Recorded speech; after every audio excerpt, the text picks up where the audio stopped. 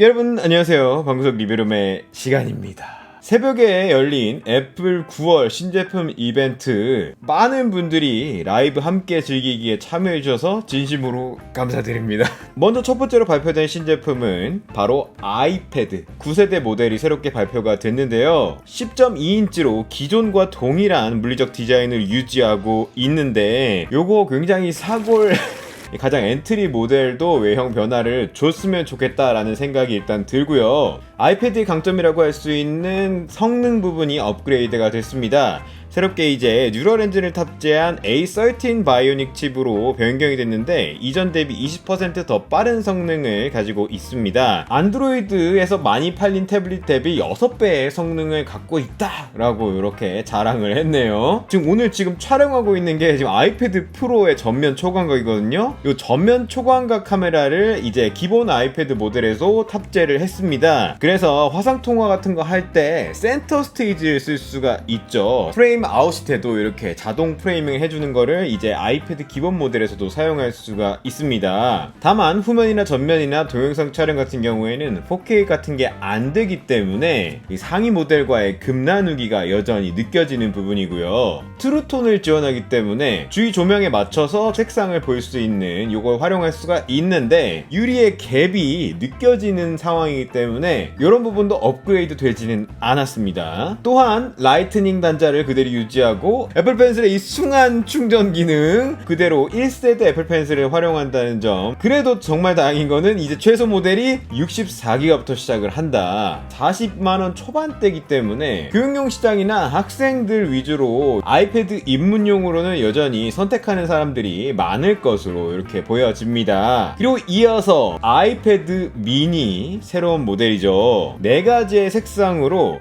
아이패드 에어를 마치 줄여놓은 것 같은 그런 느낌의 새로운 형태로 태어났습니다. 저도 굉장히 지금 이게 끌리고 있는데 화면 크기가 커졌기 때문에 8.3인치의 스크린을 경험할 수가 있고요. 기존의 아이패드 미니도 디스플레이가 참 좋았는데요. 500니트의 밝기 그리고 P3 광색역 라미네이팅 처리까지 다 되어 있기 때문에 깔끔한 화면을 지을 수 있을 것으로 기대가 됩니다. 프로 모델처럼 120Hz의 프로모션을 지원하지는 않고 다소 베젤이 넓어 보이는 느낌도 있지만은 비교적 화면이 크면서 들고 쓰는 이 미니의 포지션상으로 충분히 납득할 만한 수준인 것 같고요. A15 바이오닉 최신 칩셋을 탑재했다는 점, 6개 코어를 가진 CPU, 5개 코어를 가진 GPU를 통해서 이전보다 40% 최대 빠른 성능, 또한 그래픽 성능은 최대 80%가 증가했다고 하기 때문에 나는 아이폰 크기만으로는 게임에 만족을 못한다 이런 분들에게 상당히 선호도가 높을 것으로 보여집니다. 이제 애플 펜슬 2세대를 쓸 수 있기 때문에 붙여서 충전을 할 수가 있죠. 저 같은 경우에도 펜슬 2개 챙기는 거는 사실 되게 귀찮았거든요. 터치 아이디 상단부에 올라왔기 때문에 위쪽을 통해서 이렇게 잠금 해제를 하고 볼륨 조절도 상단부에 있는 변경점을 볼 수가 있습니다. 에어4와 정말 유사하다고 느낀 게 이제 USB-C를 탑재했기 때문에 보다 외부 기기를 연결하기가 편하고 디스플레이 연결하기도 훨씬 편해진 이런 부분에 있어서 만족을 느낄 수 있을 것 같네요. 그리고 미니의 카메라 활용도가 훨씬 높아질 것 같은데 전후면 1200만화소 카메라를 통해서 4K 영상을 찍을 수 있는 것 뿐만 아니라 스마트 HDR3의 이미지 처리 프로세싱, 마찬가지로 센터 스테이지를 쓸 수 있는 전면 초광각 카메라를 갖고 있기 때문에 새로운 카메라를 시험해보는 것도 상당한 재미가 될 수 있을 것 같습니다. 그리고 가로 상태에서도 스테레오 스피커를 경험할 수가 있습니다. 그리고 마지막으로 5G 셀룰러 모델까지 갖추고 있어서 이제 새로운 사양으로 선택할 수가 있는데요. 여러가지 측면에서 사양은 상당히 잘 나왔다고 생각은 되지만은 일단 가격적으로 부담을 느끼시는 분들이 꽤 많이 있을 거고, 또 이게 셀룰러 모델이랑 와이파이 모델이랑 가격 차이가 꽤나 큽니다. 그래서 이런 부분도 갈등 요소가 되지 않을까. 그리고 이어서 애플 워치 7 시리즈 7이 발표가 됐는데요. 기존의 동글동글한 디자인 기조를 유지하는 새로운 모델이 발표가 됐습니다. 알루미늄 모델 경우에 이제 5가지의 컬러를 통해서 선택을 할 수가 있고 40mm, 44mm가 아니라 41mm, 45mm로 화면이 넓어진 게 가장 큰 특징이죠. 그래서 20% 더 넓은 면적의 화면을 즐길 수 있고 베젤이 무려 40% 얇아져서 이 시리즈 3부터 비교를 해보면 정말 큰 차이가 보이는데 이게 AOD가 점점 밝아지고 있는데 최대 70% 더 밝아졌다고 합니다. 그래서 기본 상태에서도 상당히 밝은 AOD를 더 경험할 수가 있고 기존의 밴드를 사용할 수 있고요. 액티브한 상황에서 먼지가 걱정됐던 분들 강화가 된 경험을 할 수가 있고 이 전면 디스플레이의 경도가 훨씬 강화가 돼서 시리즈 6 대비 50% 더 강력해졌다고 하는데 균열을 방지할 수 있는 능력이 파워업이 됐습니다. 배터리 부분에 있어서는 변화가 없습니다. 이 사용성에 더 길게 쓰고 싶으셨던 분들에게는 굉장히 안 좋은 소식인데 대신에 새로운 고속 충전을 활용할 수가 있어서 33% 더 빠르게 충전할 수가 있습니다. 8분 충전에도 8시간의 수면 추적을 할 수 있는 그리고 이렇게 넓어진 디스플레이 덕분에 전용 페이스들이 등장하게 되는데 디스플레이 외부를 따라서 볼 수 있는 새로운 다이나믹 컨투어 페이스도 있고요. 더 많은 정보량을 확인할 수 있는 새로운 모듈러 듀오 페이스도 활용할 수 있습니다. 그리고 화면이 커졌기 때문에 쿼티 키보드를 쓸 수가 있어서 내가 눌러야 될 때 바로바로 큰 화면의 이점을 얻을 수가 있고요. 폰트 사이즈도 2가지 더 활용할 수 있다고 합니다. 저야 뭐 워낙 애플워치를 좋아하고 계속 지금 그걸로 운동해서 육체 개조를 하고 있는 입장이다 보니까 너무 기다려지고 바꾸고 싶은 게 당연한데 그렇지만 역시 뭐 새로운 센서 기능, 새로운 그런 건강 모니터링 기능이 추가되지 않은 점 이런 부분이 굉장히 아쉽네요. 또한 성능 부분에 대해서도 언급이 없어갖고 체감이 있을까. 그리고 애플워치 시리즈 7 같은 경우에는 현재 추후 발매 예정으로만 나왔기 때문에 발매가 정해지면 또 자세히 알려드리도록 하겠고요. 대망의 아이폰 13 기존의 아이폰 12의 연장선상 아이폰 13과 아이폰 13 미니 같은 경우에는 이 알루미늄의 5가지 컬러로 만날 수가 있고요. 핑크 느낌 괜찮았습니다. 오묘한 그런 느낌 괜찮았고요. 프로와 프로맥스 같은 경우에는 시에라 블루 요거 마음에 들어요. 기존에 제가 쓰고 있는 색도 푸른색이긴 한데 멜랑콜리한 또 파란색을 선택해갖고 아마 그걸로 하게 되지 않을까.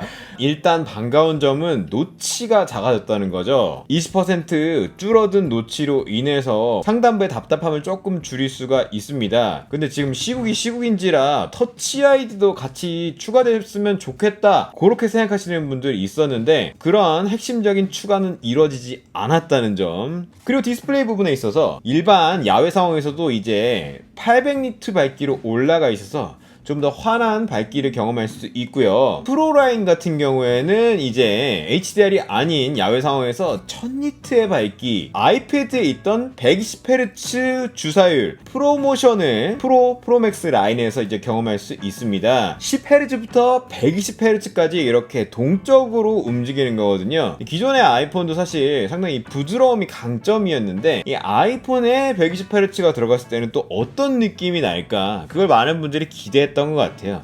저도 이게 굉장히 기대가 되는 포인트고요. 성능 부분에 있어서도 A15 바이오닉 칩을 새롭게 탑재합니다. 경쟁 제품보다 50%가 더 빠르다라고 얘기는 했는데 항상 우리는 가장 빠르다라는 걸 어필하고 있기 때문에 그런 부분을 이번에도 경험할 수 있을 것 같고요. 오묘한 급 나누기가 적용된 게 일반 모델과 프로라인의 이 그래픽 코어 수가 다릅니다. 그래서 게임이라든지 영상 처리 부분에 있어서 약간의 차이가 있을 수 있다는 점, 이런 급 나누기를 성능을 보여줄 수 있는 일상생활에서의 포인트는 사진이랑 영상 이런 게 크기 때문에 카메라에 힘을 더 쏟고 있는 느낌을 받았습니다. 13 모델 같은 경우에 외형적으로 배치가 변했죠. 사선형으로 듀얼 카메라를 만날 수 있고 아이폰 프로 라인업 같은 경우에는 트리플 카메라와 라이다 센서의 구성이 동일한데 더 부담스러워졌기 때문에 이런 부분에 있어서 카메라가 훨씬 더 도드라지는구나, 튀어나와 있네 라고 그런 불만을 기능을 가질 수 있을 것 같네요. 이제 애플이 밀고 있는 게 컴퓨테이셔널 포토그래피, 이 성능으로 카메라 사진을 만든다라고 해서 여러 가지 이미지를 합성해서 처리하는 부분에 있어서 강점을 보여주고 있는데, 스마트 HDR 기술이 이번에 4로 업그레이드가 되어 있습니다. 4명이 나오는 사람 상황에서도 사람 얼굴을 인식하고 분석해서 파워업된 이미지 처리를 만날 수가 있고요. 이전 세대 프로맥스에 적용됐던 센서가 이렇게 움직이는 센서 시프트 손떨림 방지 기능이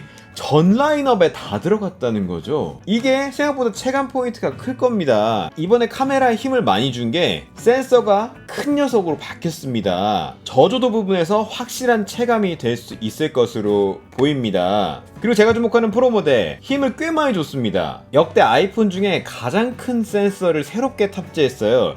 그 지난 세대 프로 맥스보다 더 큰 센서를 13 프로, 13 프로 맥스 둘 다 동일하게 만날 수 있기 때문에, 센서 크기 때문에 프로 맥스를 고민했던 분들 동일하게 프로 모델에서도 최고 사양의 카메라를 만날 수 있습니다. 초광각 부분에서도 변화가 큽니다. 이제 밝아진 f1.8의 초광각 렌즈 그리고 AF가 가능한데, 재밌는 게 이게 접사를 찍을 수 있어서 2cm의 최소 초점거리로 여러가지 영상이라든지 슬로모션 같은 거를 찍을 수 있어서 꽤 드라마틱한 그런 이미지를 보여줬죠. 이 폰의 특성상 들고 다니다가 들이대기가 좋기 때문에 새로운 표현을 시도해 볼 수 있는 그런 변화인 것 같습니다. 망원 렌즈에도 변화가 있는데요. 광학 3배 줌으로 바뀌었습니다. 그래서 77mm의 초점거리를 가지는 사양으로 업그레이드가 됐는데, 단점으로는 조리개가 어두워졌기 때문에 망원 렌즈는 실내 상황이라든지 저조도 상황에서 취약해질 수 있고, 손떨림 방지에서도 약간의 불리함을 가질 수 있는데, 그런 부분을 센서 시프트 OIS로 상쇄하려는 것 같습니다. 그래서 이런 부분이 달라져 있다는 점. 그리고 공통적으로 사진 스타일 기능이 추가가 되었고, 애플의 이미지 프로세싱을 더해서 나의 사진 스타일을 적용시켜서 가져갈 수 있고요. 아이폰 13 라인업 전체에 새롭게 추가된 기능으로 시네마틱 모드가 있습니다. 요거 재밌었죠? 영화 패러디도 나왔는데, 이게 사람이나 애완동물이나 사물이 이렇게 움직이는 거를 피사계 심도, 그러니까 인물사진 효과처럼 영상을 찍어 놓을 수 있다는 건데, 역시 애플 스타일답게 촬영하면서 초점을 변화시키는 것도 가능하고, 출연한 사람이 이렇게 고개를 돌리면 거기에 따라서 포커스도 이동하는 똑똑한 기능들이 들어있는 게 굉장히 인상적이었고, 촬영이 끝난 후에도 초점을 바꿀 수 있습니다. 이런 걸 실시간으로 처리할 수 있는 부분이 역시 성능의 업그레이드를 통해서 가능한 건데, 4K는 역시 무리인 것 같아요. 그래서 1080p 기준으로 쓸 수 있다는 점, 그런 점은 있지만, 그 외에 전문적인 사용성으로 지난번에 등장한 돌비 비전 HDR 영상을 찍는 거, 추가적으로 프로레즈 비디오라고 하죠. 방송국 레벨에서 쓰이고 있는 전문 영상 코덱을 쓸 수가 있습니다.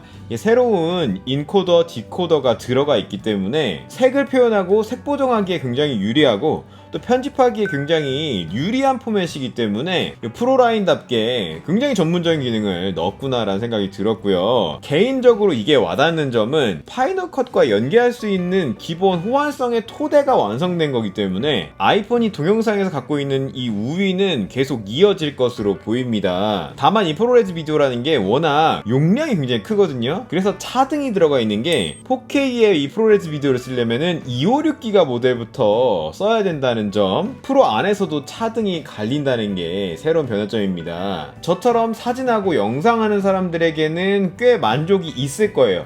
다만 근데 일반적인 시선으로 봤을 때는 체감 업그레이드 포인트가 확 와닿지 않을 것 같아요. 그래서 그런지 이번에 1테라 모델까지 나왔기 때문에 물론 가격이 후덜덜. 그리고 이번 세대의 특징적으로 배터리를 강조했어요. 그래서 배터리가 미니 기준으로도 이전보다 1.5시간 늘어났고, 프로맥스는 무려 2.5시간이 늘어나서 28시간의 동영상 재생 스펙을 가진다고 합니다. 이게 5G 모델로 바뀌면서 배터리 소모가 더 빨라진 그런 느낌이 있었는데, 이 부분에 대해서 약간 상쇄를 할 수 있을 것으로 보이고요. 이전에 루머로 얘기가 나왔던 AOD 기능이라든지 이런 건 추가가 되지 않았기 때문에 아쉬워하는 분들도 상당히 많을 것 같은데, 무게가 늘어났다는 거는 저도 굉장히 부담스럽거든요. 프로 모델도 200g이 넘어가기 때문에 다시 한번 또 무게와의 부담을 또 짊어지고 가야 되는. 그리고 아이폰 12 라인업이 전 세계적으로 데이트를 치긴 했는데 미니는 사실 판매가 저조했다고 해요. 다른 모델들이 워낙 잘 나갔는데 사람들이 큰 화면을 선호하는 기조가 강하다고 봅니다. 이번에는 어떤 다른 선택을 받을 수 있을지 굉장히 궁금해지고, 여전히 뭐 램에 대해서는 언급이 없기 때문에 업그레이드가 있는지 아니면 모델에 따른 차등이 있는지 이 부분은 실제로 나와 봐야 알 것 같습니다. 어쨌든 아이폰 같은 경우에는 국내에 10월 1일에 예약을 시작해서 10월 8일에 나온다고 하는데 8일 제 생일이거든요. iOS, iPadOS 지금 다음 주에 정식 버전이 나옵니다. 그런 부분도 제가 정리를 해서 영상으로 만들 예정이니까 함께 해주시기를 바랍니다. 이상으로 오늘 영상 모두 마치겠습니다. 안녕.